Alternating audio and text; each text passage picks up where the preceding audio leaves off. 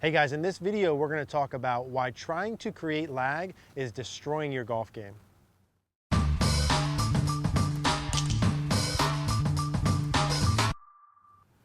right guys, let's talk about lag and why trying to create lag a lot of times is a really bad thing for your golf game.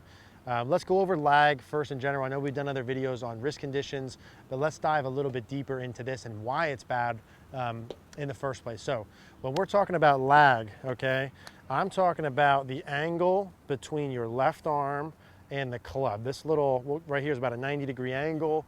And the concept of lag is sort of that we want that angle to be pretty darn narrow, and almost the more narrow it is, the better. Now, the first things first is this concept of lag and lag being a good thing really started with golf teachers and professionals and people around golf watching good golfers on video and camera from 2D, right? So face on, two-dimensional video. If you watch someone and they have a lot of a lag look, we associate that with good ball striking because a lot of good players have that look. Now in a wrist condition video we did before and other ones, I've gone through why that is, which I'll briefly go over, but it'll be a little more in detail there. What I want to talk about here is why that's bad and kind of dive a little deep. So first things first, that's what lag is. That's how we determined lag was a good thing. That's it, okay? There's no scientific stuff behind it, that's the deal. So why is creating lag killing your golf game? So first things first, in terms of creating lag, I see a lot of people who have the concept that lag is a good idea. They're trying to practice getting more lag. They think they don't hit it well because they don't have enough lag. Like literally over half the people I talk to will say that to me at some point in time, and hence these videos. So I talked about wrist conditions before. The main point is when people try and create lag and try and get this angle more narrow, the biggest thing from a mechanical perspective that happens is they try and add more wrist hinge. So if you looked at this angle and this were 90 degrees, for me to get more of an angle or more lag, this would come more this way. That angle would get more narrow. Now if you watch my left wrist when that happens, you'll see my wrist goes from a pretty neutral position, it's just kind of flat here in space, to a more hinged position. So here's my 90, here's my more hinge. You see how that changed the angle of my wrist? What it did was add radial deviation, okay, which is just hinged up, okay, that. So that's what happens to create more hinge. That's what 90+% of people I see that are trying to create lag do. They just hinge more. Now, why is that a problem, Eric? Well, it's a problem for a lot of reasons. Number one, first and foremost, is I want you to do this with me. Hold your hand out in front of you where it's in a flat position like this, and I want you to hinge your wrist up, add radial deviation like this. Now what you should notice is from face on, when I do that, I go from here to there, my wrist is pretty darn flat, here like so. I have no idea if that's a good visual or not, but kind of straightforward like that. When I hinge up, the more I hinge up, the more extension it adds, or cup, as we would call that. Let's do that one more time. Your hand's flat out in front of you like so. You can make a fist or fingers out, and we're gonna go straight up, and we're gonna add more hinge, add more lag. Now all of you, when you did that, should see a little angle in terms of your left wrist. Like that, okay? Can you see that okay? Is that okay? Right here like this. So as I do that, there's more cup there. There's more extension there. That's the main problem, okay? That leads to the next question. Why is cup a problem? If all else was equal and I cupped my left wrist anywhere in my swing, during my backswing, at the top of my swing, in transition, at impact, what I would do is I would, one, make the club face more open. Two, I would add more loft, okay? So are we following this so far? You want more lag. You try and get more lag by adding more hinge. When you add more hinge, your left wrist cups. When your left wrist cups, the club face gets open and it adds loft. Which leads us to the next part is why is the club face being more open and adding loft bad? Probably that is self-explanatory. Okay, if I come down in my downswing and my club face is open and I have more loft, is that ball gonna go really far and straight? Or is that ball probably gonna go high and short and to the right?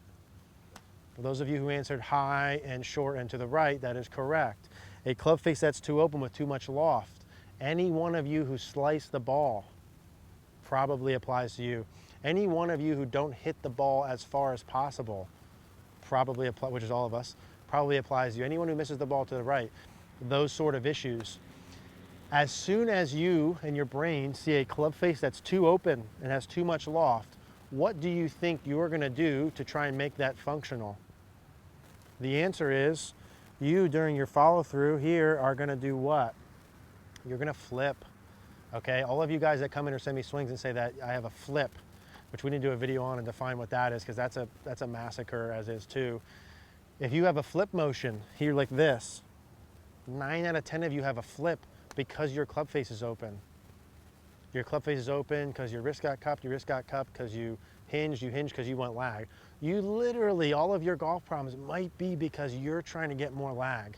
That's sick. Like, think about that, how that could be holding you back for 1, 5, 10, 20, 30 years. You're trying to get lag.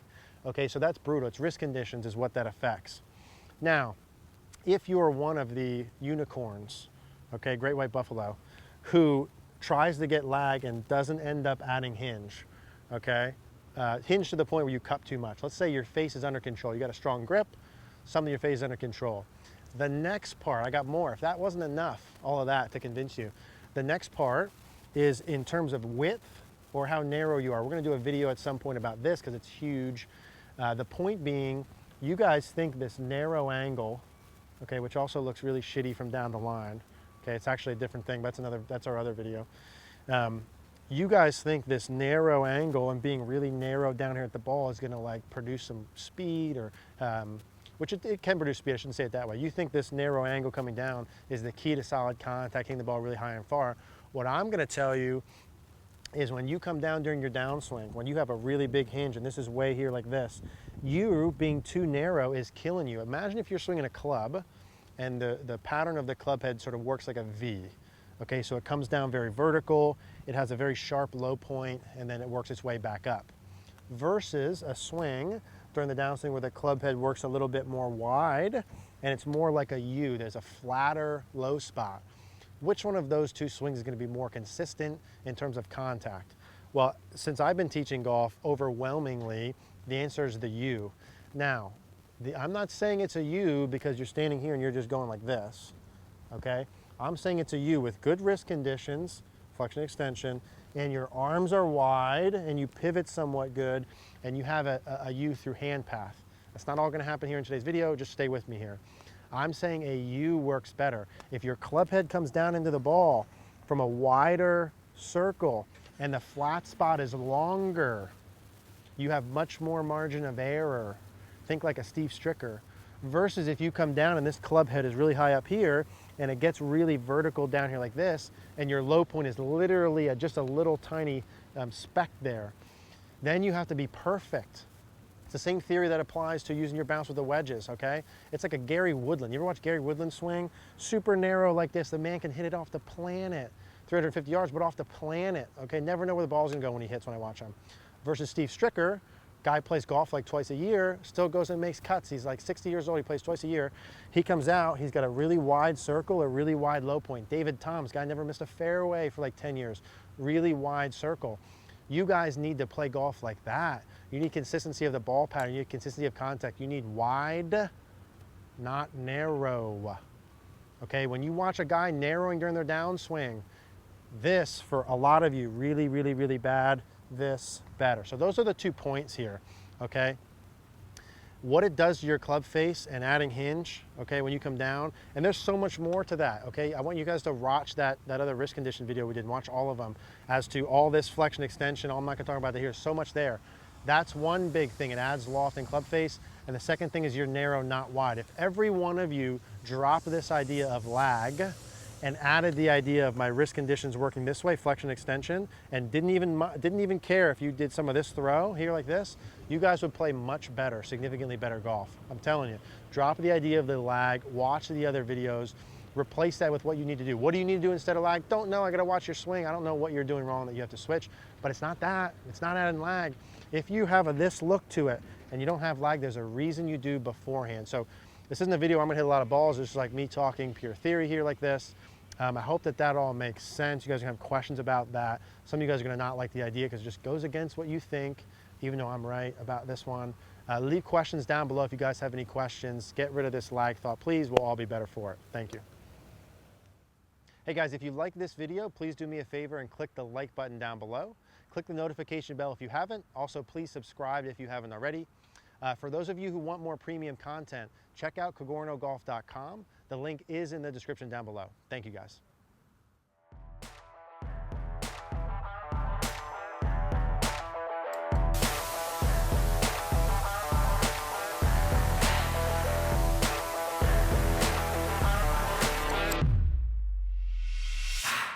Hi, I'm Eric Cogorno. We're excited to share Cogorno Golf with you guys. Here's some of what you'll get.